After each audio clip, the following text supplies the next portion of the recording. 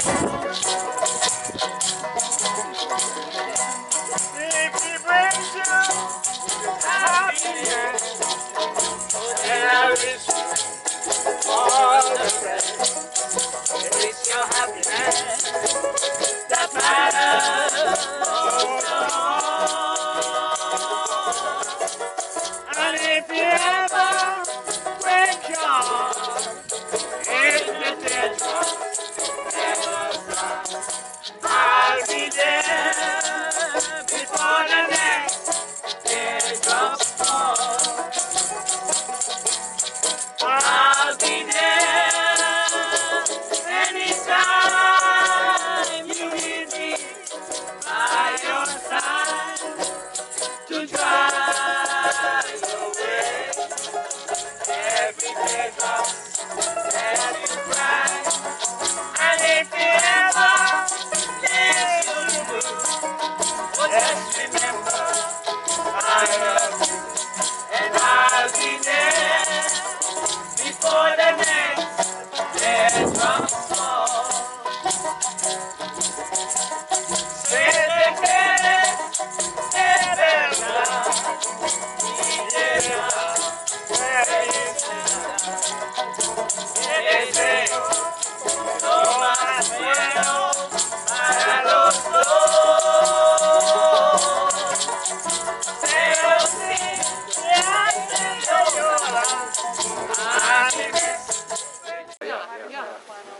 I'd like to say good afternoon to each and everyone present here. I said if it's one, I will do this project. Every year I like to do a project for Black History Month. We did it at the school for the past years, but I figure let me broaden out on it. So last year we had a museum, and it was amazing to hear the questions children ask after getting the explanation. So this year I decided to do a little something different. At the school several times we had like what to bake, what to cook, and how to eat and things like that. And I had little slight demonstrations on that. But this year, I think that this is something that each and everyone should know about, your past. I believe when you know where you come from, you know exactly where you are going. And so at this time, before I go into any more ado, Mr. Lindo, our tourism director, will give us a word of welcome. Mr. Lindo. All right. Well, good afternoon, everyone. And Mr. Berkel, thank you so much for this opportunity. As he said, Mr. Berkel comes to the office pretty much once a month, maybe even more. And every time he comes with a brilliant idea, a new idea that he wants to try on his plantation, on his farm, and his little area out here. However, it never really matured because of circumstances. But this time, I must say, congratulations. You have pulled it off.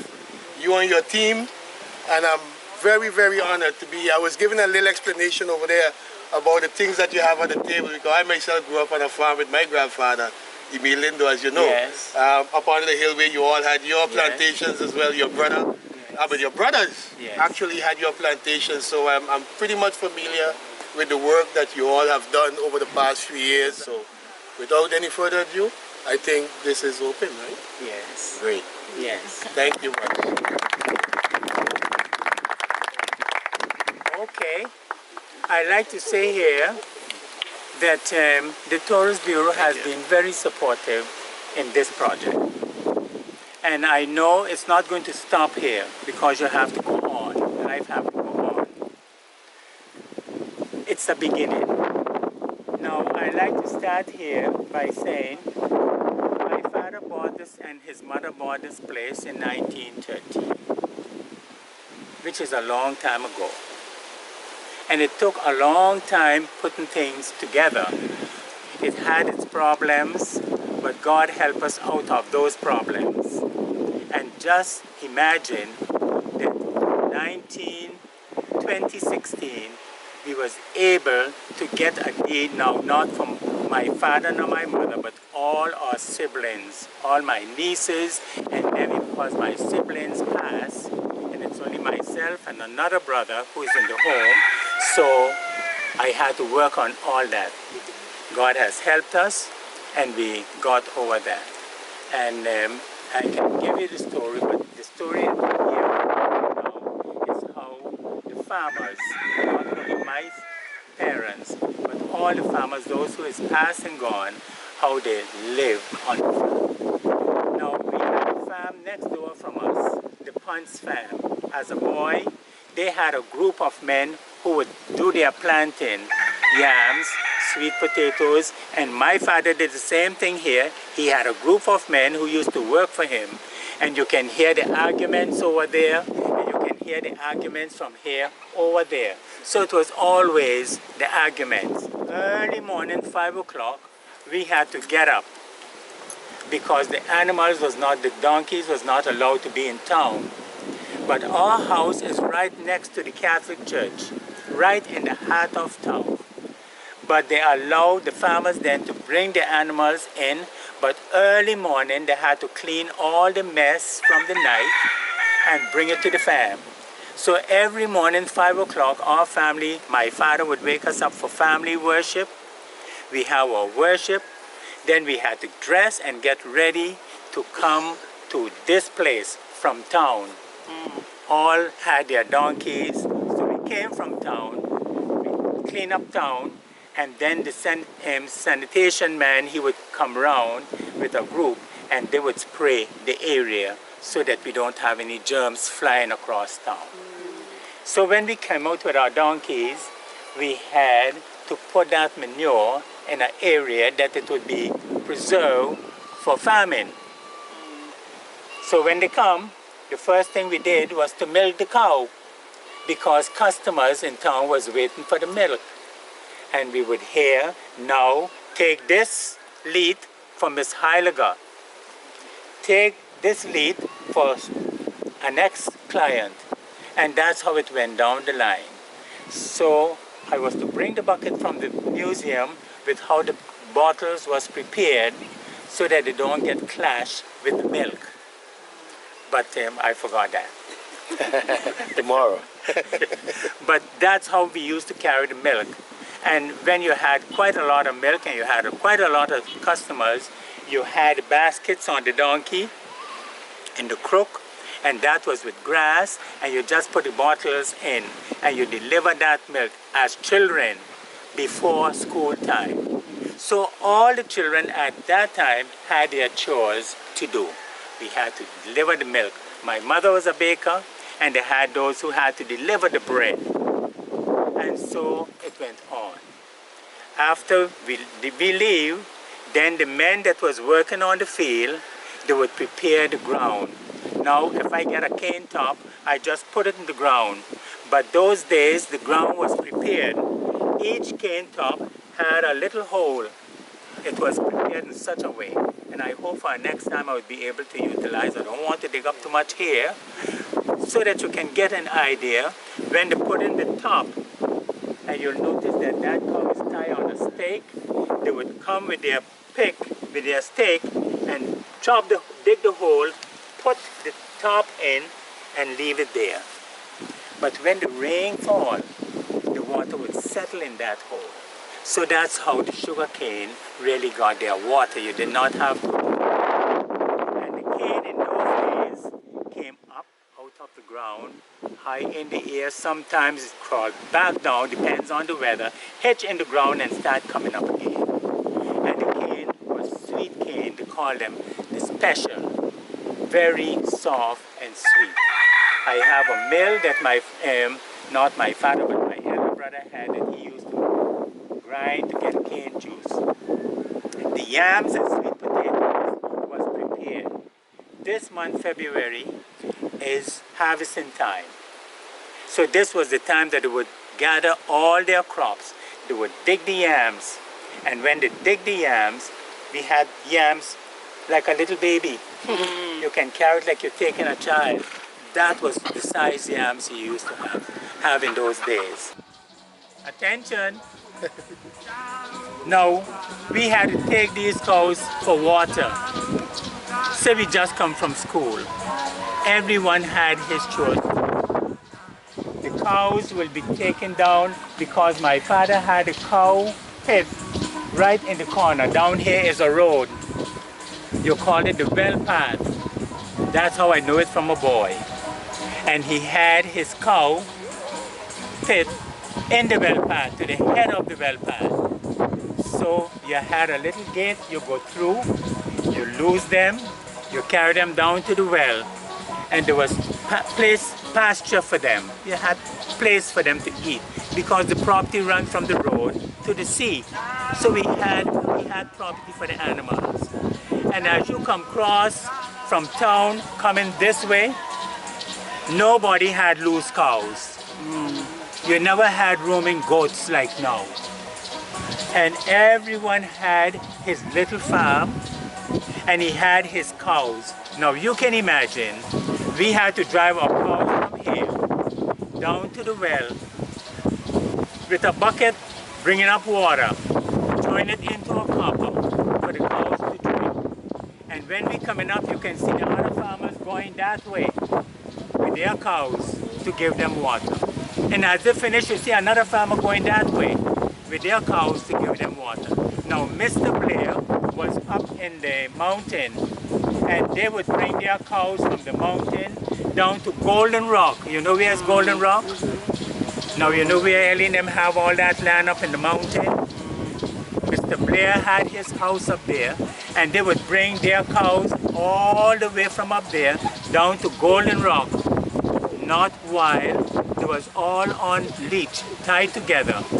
But when you clap your hands and you call their name, they would come in line, and they would go down and drink their water, and then go back to the farms. So it was not like today where people have the cows loose, and the donkeys roaming, and the goats roaming. It was not like that. Everyone took care of his garden. And as you come across, this morning I was telling them, right to the front, we call that part Wechna Lynch. But that was not the name that, as a boy, I know. My father always called it the new path. Come up here, from the turning down below down there, come up was the new path. Now we have a new name, Wechna Lynch. So my father come up here, tell him to go to Wechna Lynch. He wanted to watch it talking about it because they know it as the new path. So we had the cows, that's how we took care of them, get their water and get them their feed. Now on the plantation, we'll come back to the work of the donkeys in the afternoon. So this is how the pens was made. When I asked the young guy to come and help me with these pens, and he did that, he said, "You're never too old to learn." He said, "I never know that." When I show him how to make the gates for the animals, you just take the stick and knot out completely, and each one knew exactly where his stake was. So when you get there, you can tie him, and he's tied for the night. So that's how that was. The goat pen and the sheep pen was just like this. Just like this. Now we're going towards the coal bed. I did not cover the coal bed completely because I wanted to see how it was done. The coal bed is a pile of wood placed like this. And when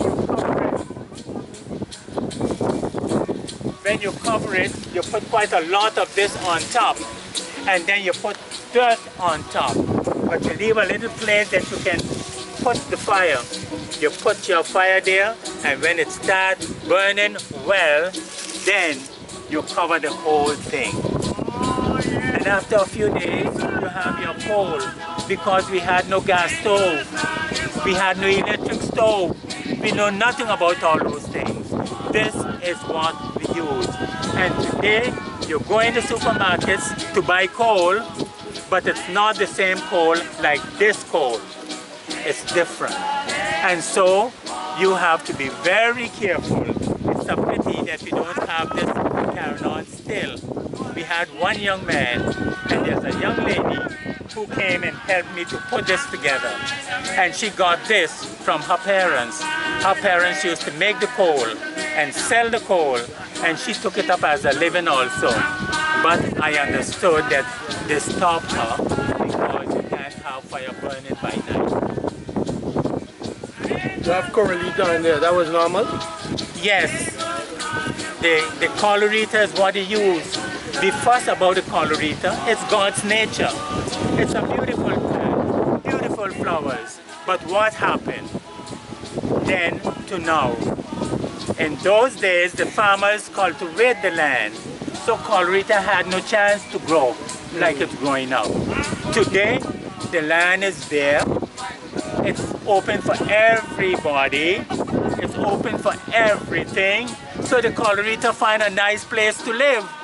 And people is fussing about the colorita. You can't get rid of the colorita. I meet it here. My father met it here. And he gonna leave it here. And I am going leaving it here. All we have to do, if we don't want it, plow up the land and plant yams, plant sweet potato, plant sugar cane, plant tanya. I have little tanyas going there. Plant the land and we'll have food. We had an experience last year after the hurricane where if those containers did not come in fast enough, the supermarkets was empty, shelves was empty. This should teach us a lesson. This should teach us a lesson that we should get in our backyards or any little piece of land we can get. Plant your own food. We can survive by having a little headache, drinking a little bush, but we can't survive when the belly is hungry. And so therefore we need to get in our backyards and plant some food. Then we have the chickens. Here we have the chickens. Let me tell you about the chickens. I went to the supermarket a few weeks ago and I picked up a pack of eggs. When I opened the white of the egg, that should be something like you can look through it. It was almost the light color of this. Something for me was wrong. Not all, I had 4 in that condition. I don't know what caused it to be, but I know it's not healthy because all my years using egg, I never see the white of the egg looking like that. So I just dump it aside. I make this little chicken house and I put those little chickens in there. And since I put that there, every day I can take to my house an egg. So I have fresh egg. I know where it come from. I know what I'm eating. I have fresh egg to eat every morning. No layina. No special layina for them to lay eggs. Natural eggs. So, and I don't eat the flesh too much, but I'll get someone to cook the chicken because my mother used to cook the chicken. And it wasn't tough like now. These chickens grow on the green grass and all the things that they can find to eat. And the corn. And if you plant your peanuts, that's why we have this scarecrow. So that when you plant your peanuts and they get in there, that chase them away. Chase them away and they go so you can harvest your peanuts. It seems as if the rain wants to come, so we'll make sure and we'll find somewhere to bundle ourselves out of it.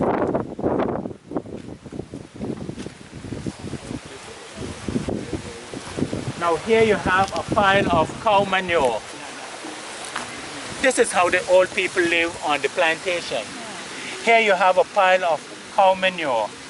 What they used to do is take that manure, light it a fire, and when it burned down, they just open it, put the sweet potatoes in, or pull the ashes over the potatoes, and in 2-3 minutes, you'll be surprised you had sweet potato to eat.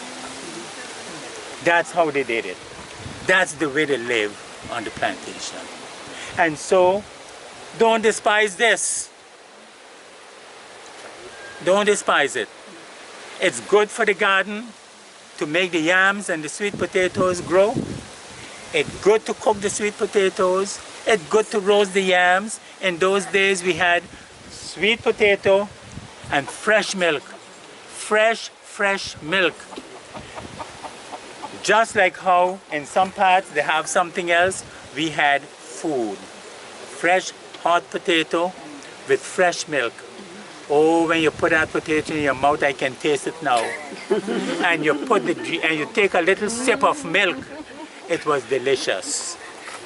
My mother used to make the butter from the milk, and she'd take all that cream and she shake it, and we had nice butter. We used to bake our own bread, and the bread used to be baked. I have one of the plates that she used to bake the pot on the big stone pot like this. That got damaged, but this is a little one. I just bought a new one. And so this is how they cook. Not only in the plantation, but the families at home had to do the same thing because we had no gas stove. Then a little kerosene stove came in. And after that little kerosene stove came in, then the gas stove started coming in. And so nobody today don't want to see the stones anymore. But let me tell you, where's Mr. Woodley? He cooks on Saturday. He has a little thing going by his house. And he cooks on the coal pot and on the stone, on the wood. And the food tastes different. It has a different flavor. It has a different taste. So sometimes we get health from this. We don't know where this gas comes from. We don't know what it's made from. And all the poison from that goes into our system, and we feel like we are living and living high. A lot of the sickness that we have passing today is from all these things. I am very cautious. I always feel if I have to live, I must live healthy. And I'm very cautious. I don't eat all the fruits from the supermarket. If the supermarket have to depend on me, they'll get bankrupt. Because a lot of things that we go in the supermarket and pick up, we only picking up sickness. Sickness. It might sound like a joke, but it's true. The amount of chemicals in the fruits and in the vegetables and in the meat and in the chicken, it piles up after a time. And we keep wondering why people is dying so young.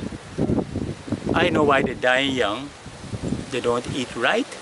No, they don't drink right. Let us use the fresh things. Let us get in our backyard. Use as much as we can. Mr. Hellebrand told me he has pigeon peas. You know the pigeon peas? I have pigeon peas from year into year out in my freezer. All I have to do is just take it out. I don't even have to defrost it. Put it in the pot because it's all washed already, and cook it fresh. No chemicals. Absolutely. God has been so good to me. I use 5 fruits every morning. And I'm fortunate to find a soursop up here. Sometimes a ripe papaya, some guavas. And the only thing I'll buy maybe is a banana if I can't get my local banana, or an orange, a tangerine, or grapefruit from the supermarket. So I think the others can balance themselves between that little bit of chemical that is my system. So let us try our best. I'm doing this to show you the past and the present. The present is what we have to secure ourselves from the past. This here was the fried fish bowl. They fry their fish with this. So when you hear the from each neighbor, and you can smell it, rich. If you put it in the house, it lights up the whole house. You can't sleep in the night. But when they do it outside, all the nice freshness is outside, and the fish tastes different. I'm not going to talk about the fishermen, because my father used to catch his own fish too. There's one thing my father did for us. It was a big family, and he provided food for us.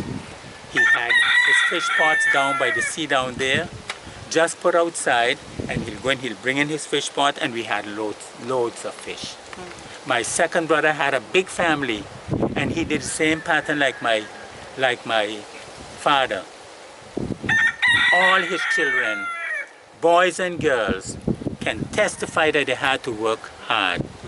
And I do believe that has been a part of their success. They plant yam, they plant potato, they plant peanuts, they planted corn, they did all that. He followed the pattern of my father. And all of us, one way or the other, follow that pattern by planting our own food. And so therefore, I'm encouraging every one of us here to put a little something in your backyard and make sure that you have food. Now, these are some of the things that we harvest. These yams was planted here. These was harvested here. And they're heavy. So if you had to go by any of the supermarkets to buy yam, I guess you'll have to pay almost $25 for one. Because it's heavy. You want to feel it? Feel it. It's heavy. This was grown here. Think here if it was in the real harvest time. Like I said, this was the harvest month. These potatoes, not from here, but I bring you to show you what the sweet potato is like. And I have a picture with one of my brothers in the museum where he harvests the sweet potatoes and it's sitting in his lap like one of his grandchildren, a baby. Big. So if we do our own thing, we'll get our own thing. Okay? This is a cassava. I can hardly lift it. This is a sweet cassava. And I have to get in contact with one lady who told me when they have them like this in Suriname, how they prepare it and what it does with it. So I'm hoping that I can get in contact with her and she can tell me what I can do with this, because I have quite some in my garden. Could you give a little idea what they used to do with the cassava? Well, what they used to do with the cassava, this is the sweet cassava. So they cook this in soup and they eat it as a vegetable, and you can do lots of other little things with it. But we had, I don't think they make the bread from this. We had the sweet and the sour cassava. The sour cassava, the bitter cassava, they take off this, they grate it, they wring it, they wash it in the water, they wring it, and when it's settled, that settlement, they use the starch from that. And all the ladies who used to wash for the gentlemen, the school teachers and the doctors and the nurses, they would stiffen their coats, their suit, and stiff starch and iron. Beautiful white. So that's what they did with it. But now the hucks that they strain out all that from, they would make a bread. They call it the cassava bread. I was hoping to get one maybe from St. Kitts. But I'm hoping that maybe I can get in contact with someone in St. Kitts who can show us here how to make our cassava bread, because the old people not here anymore. We had an old lady living right below the Methodist church, Kizzy, they call her Kizzy Levrock, and she used to make the cassava bread. Oh, her cassava bread was delicious. She made little ones that had a coconut in between. So when you had your cassava bread and you taste that coconut in between, it was delicious. Then she made the big ones and they would roll them up and you will take it home. So when you had a cup of tea, and when I said tea, not a coffee and like they have today, we have a bitter root tree. I have some here on the plantation, and it bears little seeds. So you patch that, and when you patch that, then you grind it, and you made your coffee. But it's only ice, so I don't need that. But they patch it, and they grind it, and they put it. They had a lady, when you get on Queen Beatrix Street, right on the corner where Rudy Corner is, Miss Henny, she used to make, that was her living. She was a music teacher, and at the same time, she used to make this coffee and put it into a little paper funnel and sell it. Not for $2, not for $3, just 2 cents. You know, it's amazing. I was saying my mother was a baker, and they made 4 little bread like this, and they put them together, and when they baked them, it was for 4 cents, 4 stivers, 2.5 cents each. Now today, you go into the supermarket, $6, $7. What a contrast. Don't you think it's important for us to make our own bread? Not that you want to put anyone out of business, but you know what you're eating. You know what you're drinking. Here is the limes. This is from my garden. The only drink you got on the plantation in those days was lime juice. That was the only drink you had from the garden in those days, lime drink. And when the sugarcane harvest time was up, was ready, here you get your, so the next suck you get was sugarcane. And as I said, sugarcane went up in the air. And I'm not fooling you. My father used to have the sugarcane plant down there because the land run this way. So when the rain fall, the water come down, it go in that area and it settle there. And the sugarcane would come down. It's so heavy up in the air, I guess, hit in the ground and go back up. But soft and sweet. The cane today not soft and sweet like those days. Ernest. Trust me, when you suck it, your teeth go through and you just hear it cracking, cracking. This, I have to do a lot of chewing and hope that they don't cut my mouth up in pieces. But be happy to have it still, because it's something that is worthwhile for our system. So this is, we also had coconuts.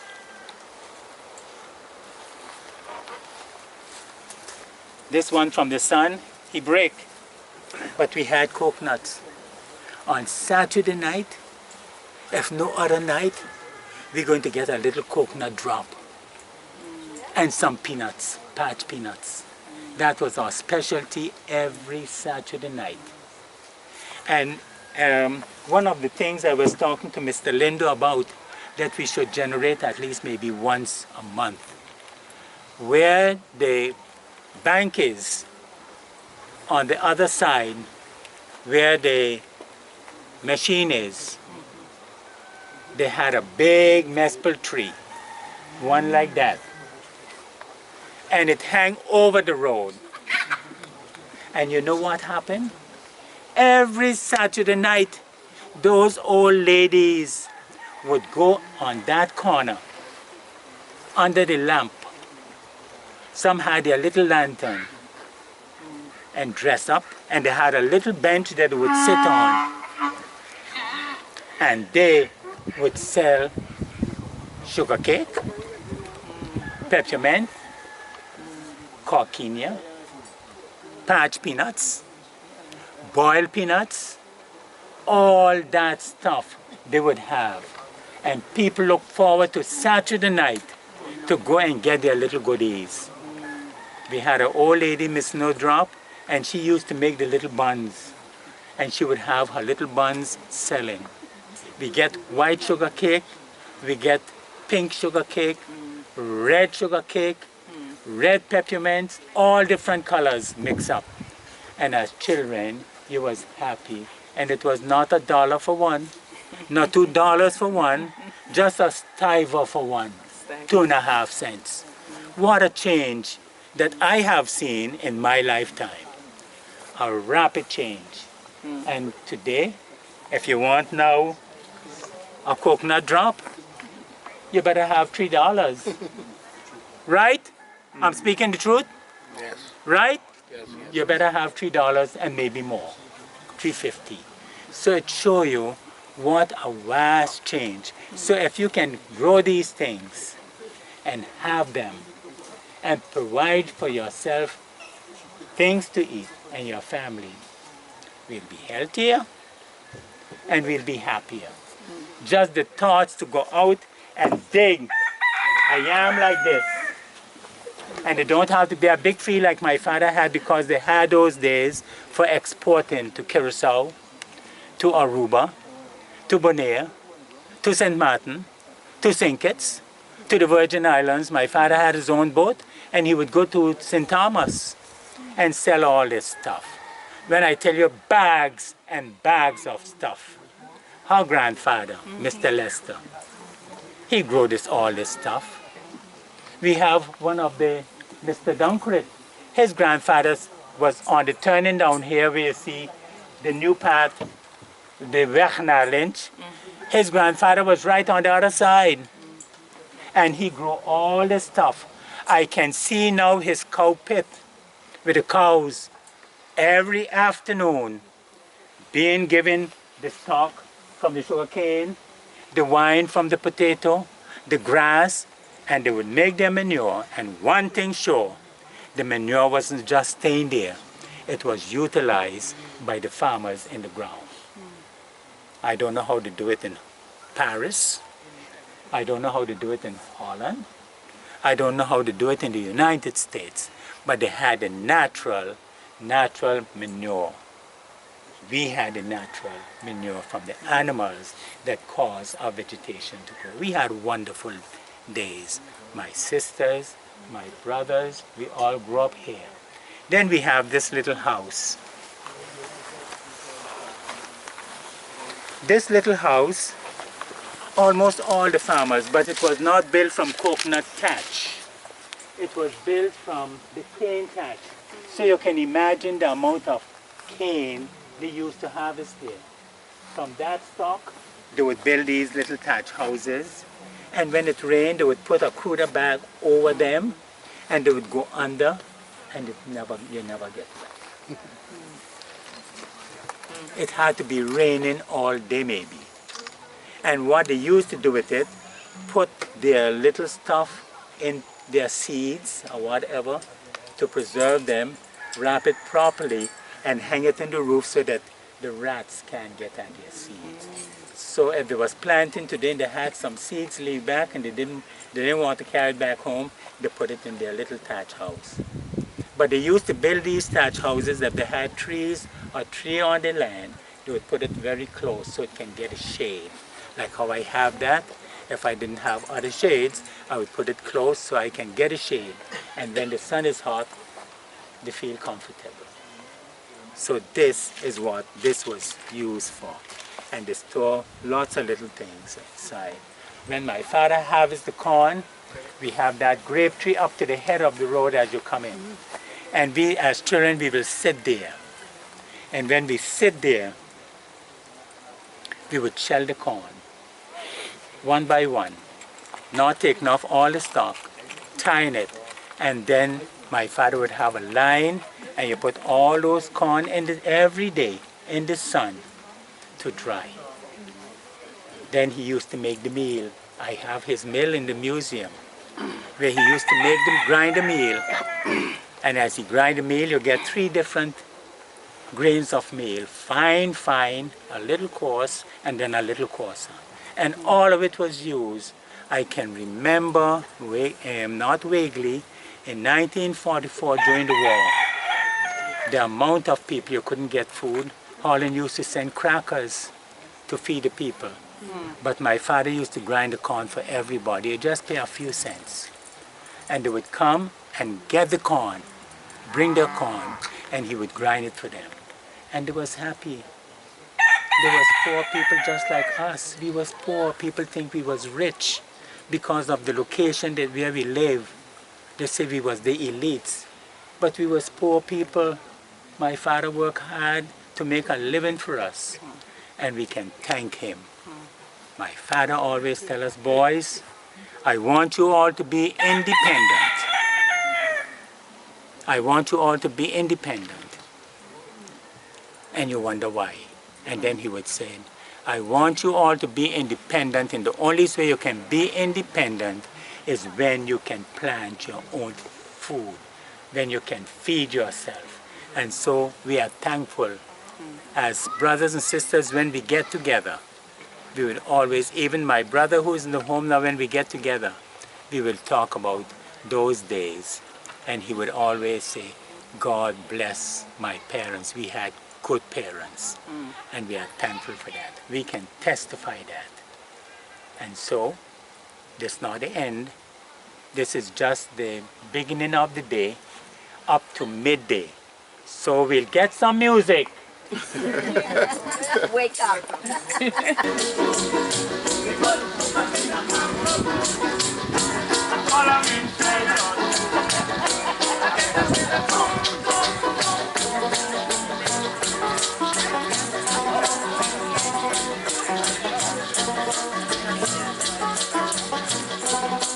Whatever they had, and it was served in the calabash.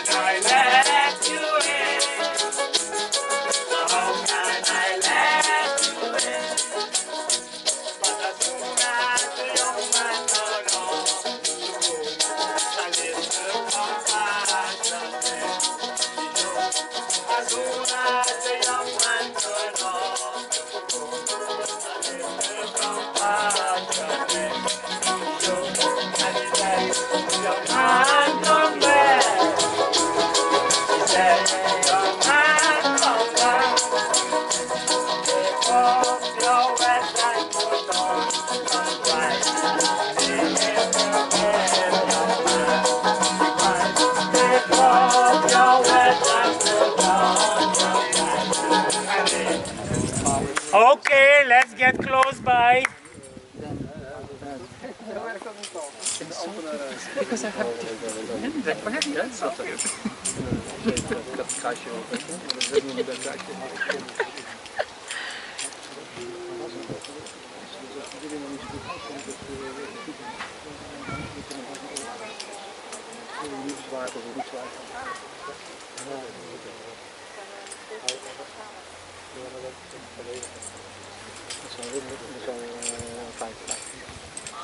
Okay. Our last scene is the activities at the close of the day. Before we go into this activity, this explanation, I'd like us to be quiet just for a little while. Not a long while, just a minute.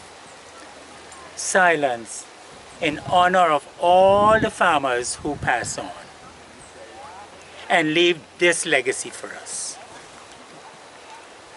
Let's bow our head and close our eyes.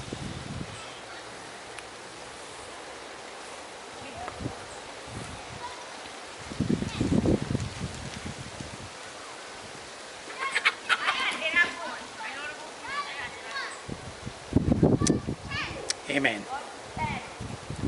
Now, God had made such a wonderful plan. He made His beautiful world for us. All the nice fruits for us. Do you know anyone who can make these fruits for us? No one. We make the oranges looking like the oranges from plastic, the bananas, everything. But those that God made, we can use. And so he made this plant for us so that we can get in the garden, till it, dig it up, plant food for us to eat.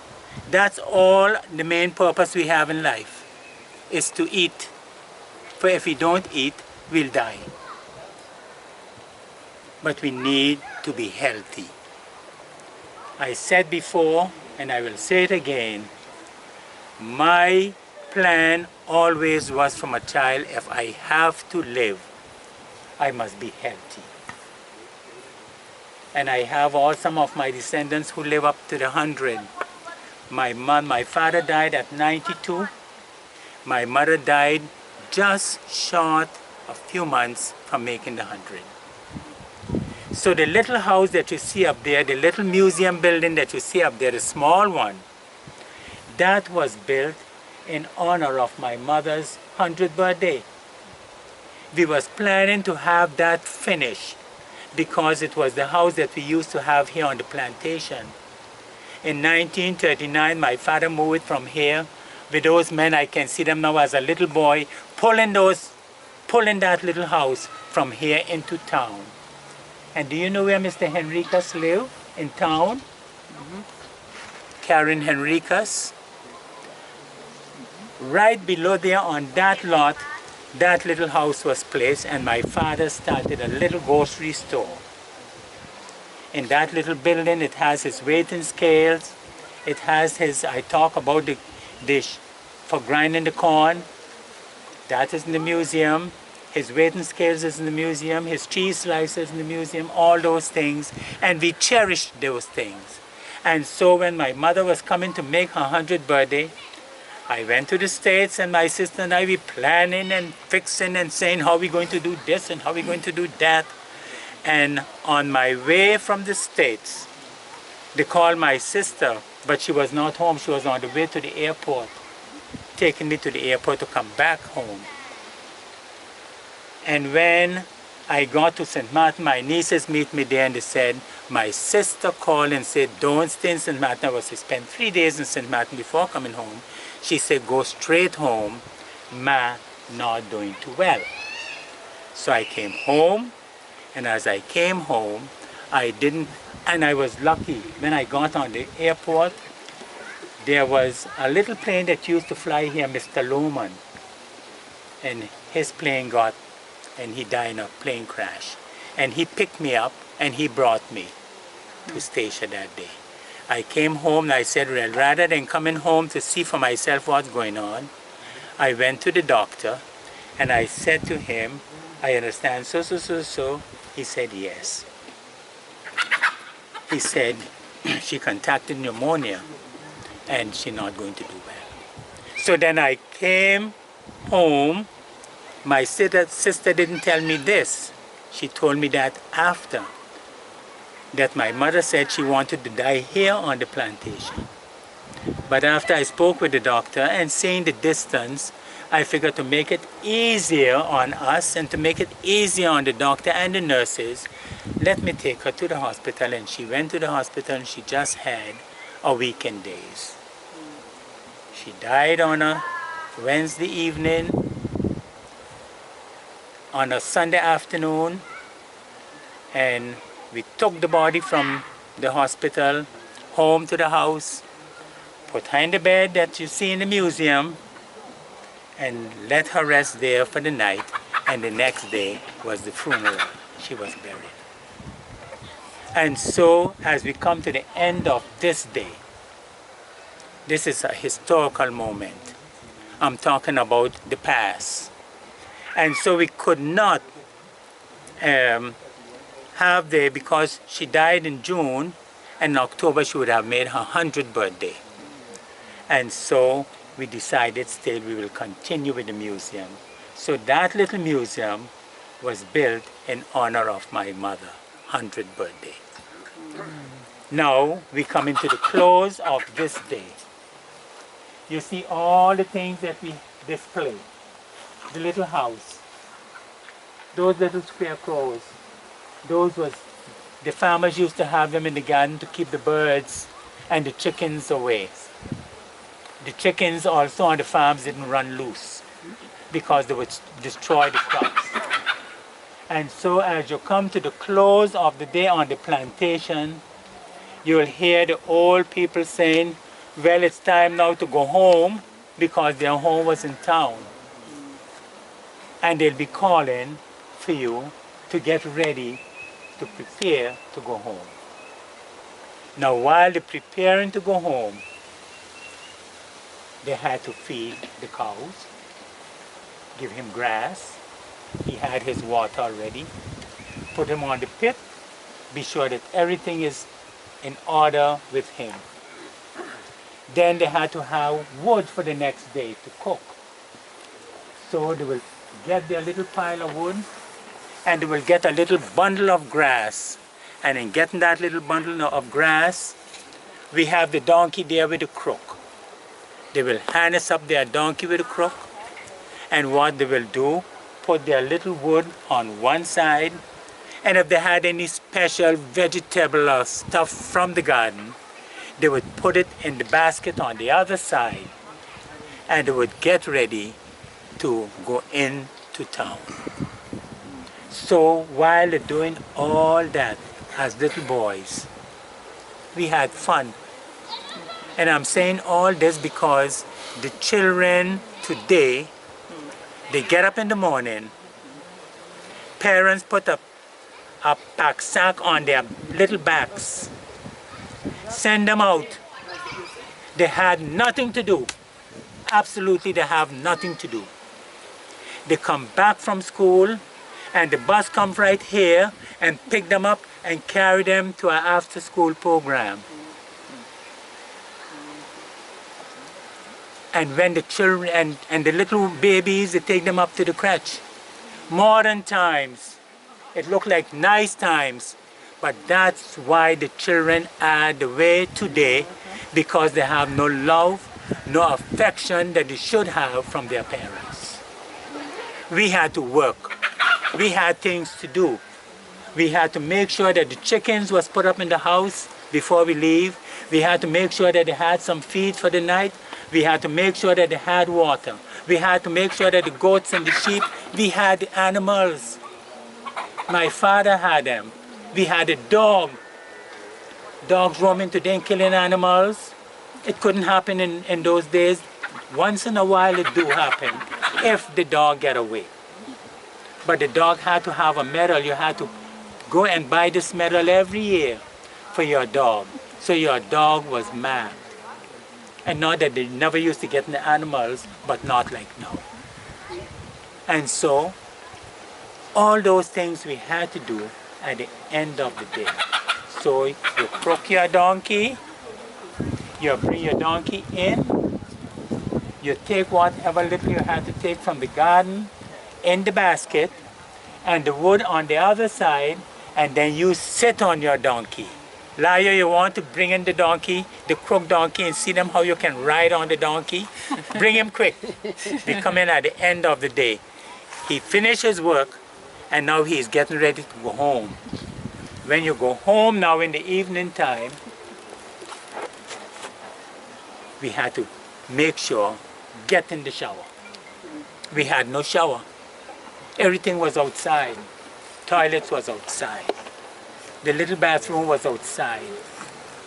And this is what I like, because last year when the children came to the museum, they wanted to know where everybody sleep. And they wanted to know where was the toilet. So I had to explain to them, and don't hide nothing from them, that it was outside. And we had two sections. And you see the ashes from the wood. Every day that ashes was kept. And in those toilets, they would take that ashes and spread down in the toilets. So you didn't get all that. It kept everything down. And so we had a beautiful life, a memorable life. not getting in mischief. As children, you get in your little mischief. We got in our little mischief, like little children, but not the type of mischief that they have today. So we only hope, as I talk about the past, I know what I can appreciate. To be honest with you, I prefer those days than these days.